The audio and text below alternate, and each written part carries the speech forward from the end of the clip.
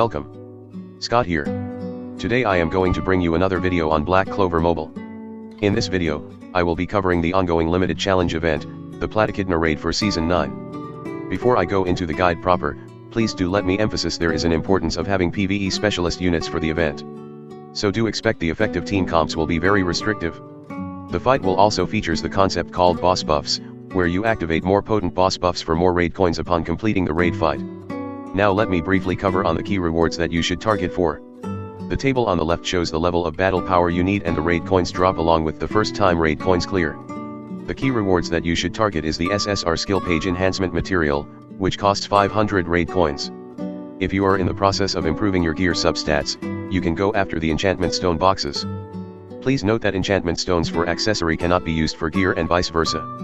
The shop also includes a cosmetic bubble effect for 500 raid coins. I won't recommend this for new players as getting the skill page dupe, will shards and enchantments are more important. This reward is more for those who have been able to clear the raid hardest difficulty on a regular basis. Lastly, we have the usual will shards which upgrade your unit's skill potencies from the shop. To get the skill page enhancement material along with all will shards, you will need a total of 860 raid coins.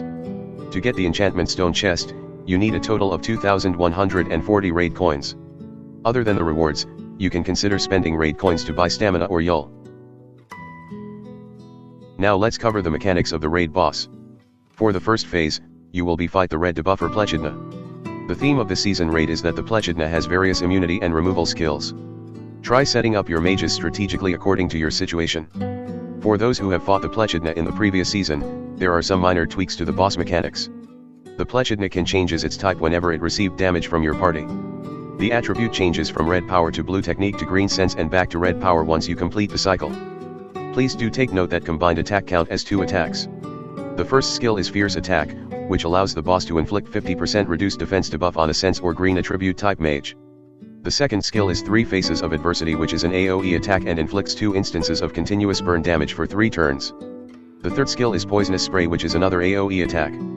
If the boss is in power or red attribute state, it will grant itself a barrier that equates to 25% of its max HP. Its special 3 Immugis Rage is an AoE HP attack. If the boss is in power attribute state, it will attacks after granting a 100% increased damage dealt buff upon using the attack. The boss have the following innate passives. Similar to all major bosses, it has immunity to status ailments.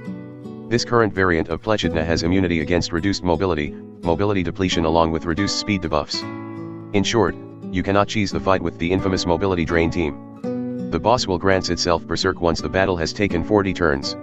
Berserk will result the boss raises its all attack stats and accuracy by 300%. You cannot block or dispel the buff. When Berserk is present, the boss attacks will gain 100% increased defense penetration. The boss will also remove any active immortality, barrier, or invulnerability buff before it attacks. In short, if you let the boss activate Berserk and give it a turn, it is a game over. The boss will get inflicted with 35% increased damage taken upon being attacked by an enemy at an attribute advantage. Please do take note that if you are able to target attribute weakness, your damage on the following turn will be greatly enhanced. If you bringing Harmony units like Valkyrie Armor Noelle, she will ignore all the damage resistances and always deal attribute advantage damage. The boss will grant itself a 90% reduced damage taken buff upon being attacked by an enemy of the same attribute or an enemy at an attribute disadvantage. This will negate the next attack output. Now let's cover phase 2. For the second phase, you will be fighting a green attacker Plaitchidna. Plaitchidna goes into a casting state for a fixed number of turns and then attacks with a powerful skill. Try to upgrade your allies to increase defense, reduce damage taken, etc. to defeat it. Similar to phase 1, the Plaitchidna can changes its type whenever it received damage from your party. The attribute changes from red power to blue technique to green sense and back to red power once you complete the cycle. Similar to all major bosses, it has immunity to status ailments, silence, and total silence mechanics. The first skill is Red Rain, which is an AoE attack. If it is attacking a technique or blue mage, it will inflict a 50% reduced defense debuff on the target. The second skill is non-attacking ability Body Enhancement, which will result the boss grant itself an increased speed level 3 buff for 3 turns. The third skill is Catastrophe, which is an AoE HP which causes the boss to grant itself an increased all attack level 1 buff after it initiates the attack. Its special 3 Immugis Judgment is an AoE HP attack. If the boss is in power attribute state, it will attack after granting itself an increased 100% damage buff.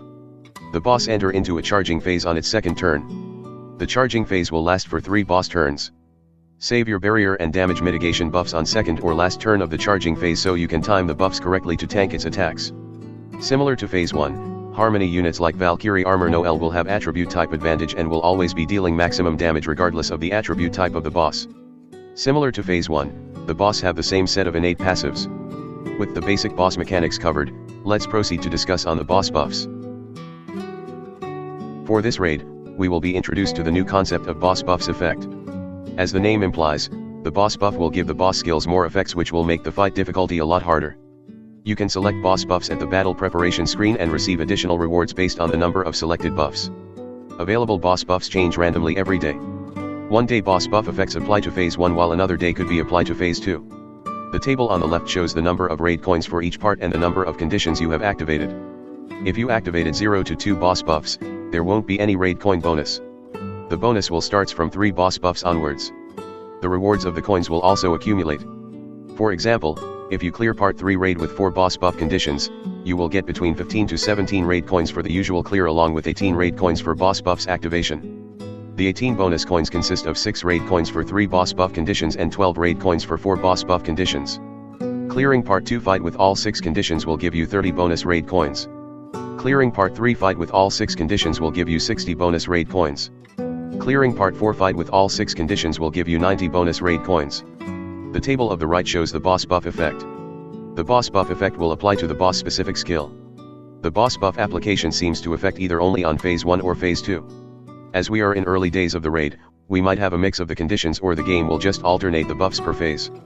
So how should I do my grinding for the raid coins? In my opinion, I suggest you to do the highest possible raid part where you can activate the most buffs. Due to the bonus raid coins multiplier, clearing higher raid stages won't necessarily translate to more raid coins drop.